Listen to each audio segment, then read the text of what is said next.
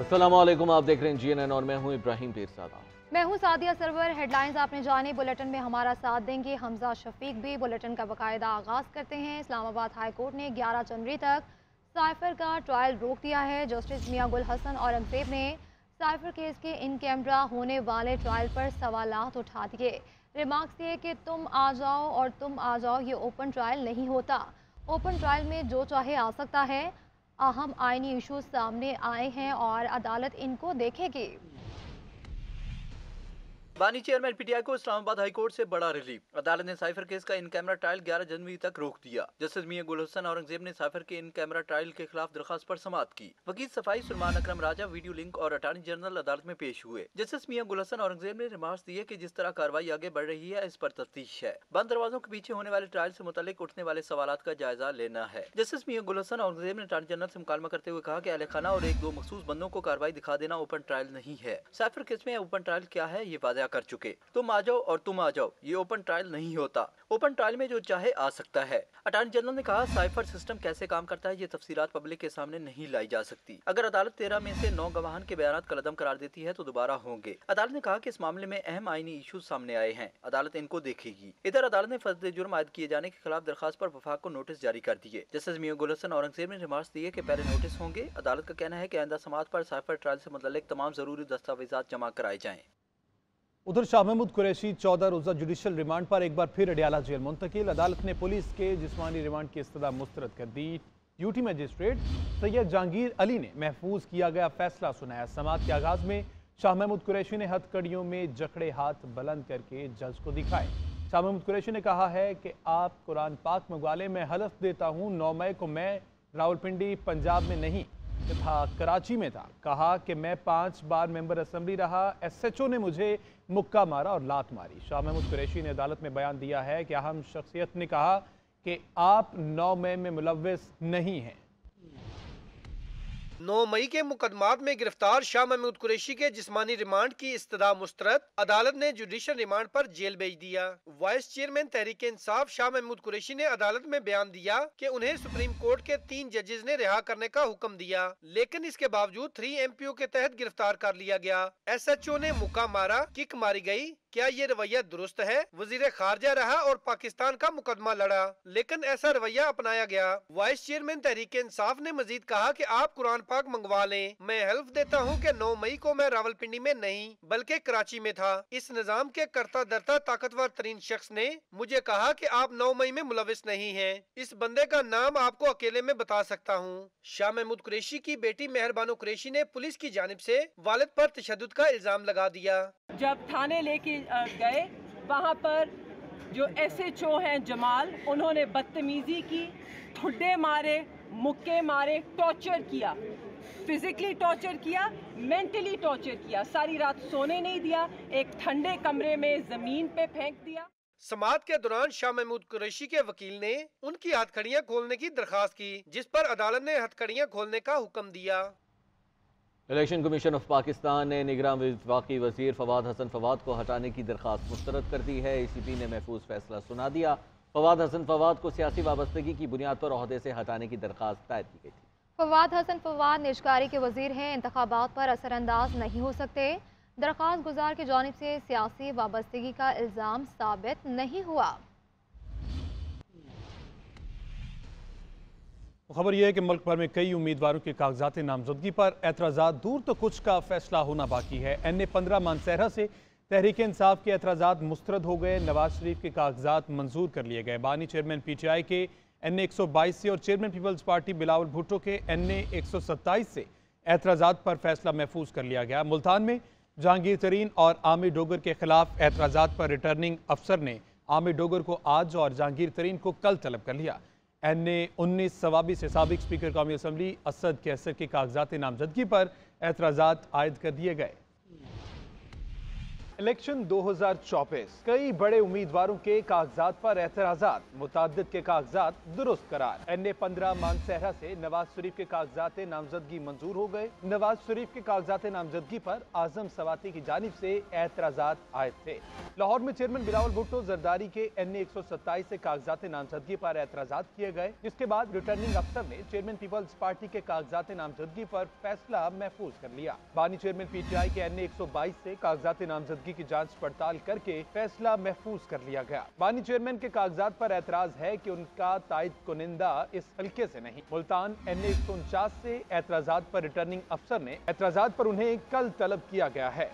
कागजात नामजदगी की जांच पड़ताल का अमल चौथे रोज भी जारी है। मुख्तलिफ शहरों से सैकड़ों उम्मीदवारों की स्क्रूटनी का अमल मुकम्मल कर लिया गया, जबकि हजारों उम्मीदवारों के कागजात की जांच पड़ताल जारी है। किस शहर में कितने उम्मीदवारों की जांच पड़ताल मुकम्मल की जा चुकी है, मजीद तफसीलात जानते हैं, आइए इस रिपोर्ट पर। आम इंतखाबात में 42 रोज बाकी, सैकड़ों उम्मीदवारों की स्क्रूटनी का अमल मुकम्मल, हजारों उम्मीदवारों के कागजात की जांच अभी जारी। लाहौर से कौमी असम्बली के मुख्तलिफ हल्कों के लिए 470 से जायद कागजात नामजदगी जमा हुए। सूबाई नशिस्तों के लिए 1410 कागजात जमा हुए। अब तक 950 से जायद कागजात की स्क्रूटनी मुकम्मल कर ली गई है। कोयटा के 3 कौमी जबकि 9 सूबाई असम्बली के हल्कों के लिए 794 उम्मीदवारों के नामजदगी फॉर्म जमा हो चुके। इसी तरह 455 उम्मीदवारों की जांच पड़ताल का अमल मुकम्मल किया जा चुका। मुल्तान में कौमी और सूबाई असम्बली की नशिस्तों के लिए 200 उम्मीदवारों के कागजात नामजदगी की जांच पड़ताल का अमल मुकम्मल कर लिया गया। हैदराबाद से 3 कौमी और 6 सिंध असम्बली की नशिस्तों पर कागजात की जांच पड़ताल का अमल जारी है। हैदराबाद की कौमी असम्बली की 3 नशिस्तों पर 37 कागजात नामजदगी की जांच पड़ताल मुकम्मल की जा चुकी। इस्तेकाम में पाकिस्तान पार्टी की जानिब से अदाकारा नूर के मखसूस नशिस्त के लिए कागजात नामजदगी की स्क्रूटनी कर ली गई। अदाकारा नूर ऑन चौधरी की बेगम है। खैबर पख्तूनख्वा में अक़लियती और मखसूस नशिस्तों पर अब तक 95 से जायद उम्मीदवारों की स्क्रूटनी मुकम्मल की गई। कौमी असम्बली के लिए मखसूस नशिस्तों पर 25 और सूबाई असम्बली की सीटों पर 54 की जांच मुकम्मल हुई। लाहौर की हल्का बंदियों में तब्दीलियां और मुमकिन सीट एडजस्टमेंट, नून लीग को टिकटों की तकसीम में मुश्किलात का सामना। NA 121 लाहौर से अहम रहनुमाओं के टिकट के असूल के लिए कोशिशें जारी। नई हल्का बंदियों के बाद अयाज सादिक और शेख रोहेल असगर के हल्के मुतासिर हुए। NA 117 में मुमकिन सीट एडजस्टमेंट पर भी नून लीग के साबिका टिकट होल्डर्स परेशान। हमजा शहबाज का पुराने कारकुनों को नजरअंदाज करने का शिकवा, बोले PTI दौर में जिन कारकुनों पर जुल्म के पहाड़ तोड़े गए, आज उन्हें साथ खड़ा करना होगा। कुर्बानियां देने वाले कारकुनान को अच्छे वक्त में भुला दिया जाता, लेकिन अब उन्हें याद रखना होगा। उस वक्त सबसे ज़्यादा ज़रूरत यह है कि अपने कारकुनों के साथ इंसाफ किया जाए।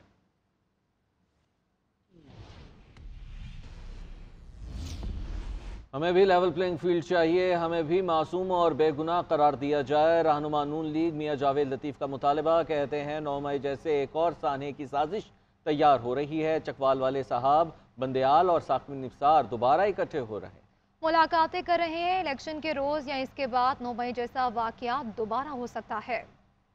कभी बल्ला जा रहा है, कभी बल्ला आ रहा है। क्या मजाक बनाया हुआ है ये? उस वक्त के सहूलतकार वो चकवाल से शुरू होते हैं, बंदयाल से साकब निसार तक, ये सारे इकट्ठे हो रहे हैं दोबारा से और ये मंसूबा बंदी कर रहे हैं, ये माहौल बना रहे हैं कि इलेक्शन से पहले इलेक्शन को मुतनाज़ा बनाया जा सके और इलेक्शन के डे या आफ्टर इलेक्शन ये मंसूबा बंदी कर चुके हैं कि 9-10 मई का सानिया फिर से दोहराया जा सके। और दूसरी जानिब रहनुमा पीपल्स पार्टी नासिर हुसैन शाह कहते हैं इत्तेहाद हमेशा पीपल्स पार्टी के खिलाफ बनते रहे हैं। सिंध में 50 से जायद कौमी असम्बली की नशिस्तें जीतेंगे। जनूबी पंजाब में सबसे बड़ी पार्टी पीपल्स पार्टी होगी।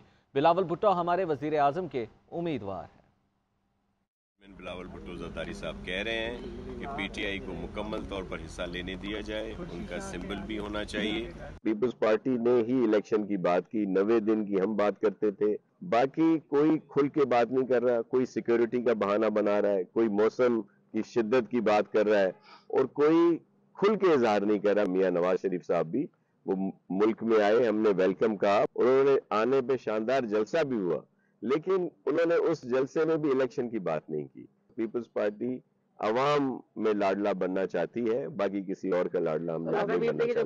Supreme Court Practice and Procedure Act case Justice Hasan Nazar Rizvi की अपील देने पर इख्तलाफी नोट जारी है और जस्टिस हसन नज़र रिजवी ने अपील देने के हक को आइन के खिलाफ करार दे दिया है। जस्टिस हसन अजहर रिजवी ने supreme Court Practice and Procedure act की आईनी हैसियत पर अक्सरियती फैसले से इत्तेफाक किया है। इसी पर मजीद बात करते हैं इकरामुल्लाह जोया से। जी इकराम, बताएगा इस मुतालिक। देखिए, जस्टिस अजहर रिजवी का 184(3) की अपील देने पर इख्तिलाफी नोट जारी कर दिया गया है। जस्टिस हसन अजहर रिजवी ने supreme Court Practice and Procedure act की आईनी हैसियत पर अक्सरियती फैसले से इत्तेफाक किया है, जबकि supreme Court Practice and Procedure act से पहले 184(3) में अपील का हक के बजाय नजरसानी का इस्तेमाल किया जाता था। जस्टिस हसन अजहर रिजवी की जानिब से लिखा गया है कि जस्टिस हसन अजहर रिजवी ने 184(3) में अपील देने को आइन के आर्टिकल 10, 9A, 24 और 25 के बराबर ठीक है इकराम, बहुत शुक्रिया। खबरों के सिलसिले को आगे बढ़ाते हुए अपने नाज़रीन को बताते हैं, साल 2023 भी इस्लामाबाद के सरकारी हस्पतालों की हालत ज़ार ना बदल सका। हुकूमतें आई और गई, लेकिन सेहत के शोबे में कोई बेहतरी ना लाई जा सकी। PTM और निगरान हुकूमत में वजारत सेहत के मातहत इदारों में पूरे साल सरबराहान तैनात ना हो सके। इस्लामाबाद से सबीन शहबाज की रिपोर्ट देखिए। खबर शामिल करें, इलेक्शन कमीशन ने RO कोहाट इरफानुल्लाह की बतौर रिटर्निंग ऑफिसर मुअत्तली का पेशावर हाई कोर्ट का फैसला सुप्रीम कोर्ट में चैलेंज कर दिया है। तफसीलात जान लेते हैं इकरामुल्लाह जोया से। जी इकराम, बताइएगा। देखें, कोहाट से रिटर्निंग अफसर इरफानुल्लाह की बतौर रिटर्निंग अफसर मुअत्तली का फैसला सुप्रीम कोर्ट में चैलेंज कर दिया गया है। इलेक्शन कमीशन ने पेशावर हाई कोर्ट के फैसले के खिलाफ दरखास्त दायर कर दी है। पेशावर हाई कोर्ट का 27 दिसंबर का फैसला कलअदम करार दिया जाए, ये दरखास्त में इस्तदा की गई है, जबकि मौक़िफ़ इख्तियार किया गया है कि पेशावर हाई कोर्ट के फैसले के बाद कोहाट का हल्का बगैर रिटर्निंग अफसर के है और इलेक्शन कमीशन के लिए इंतखाबी अमल में मुश्किलात पैदा हो रही हैं। ये मौक़िफ़ इख्तियार किया गया है, जबकि दरखास्त में पेशावर हाई कोर्ट में दरखास्त गुजारों को ठीक है, बहुत शुक्रिया इकरामुल्लाह।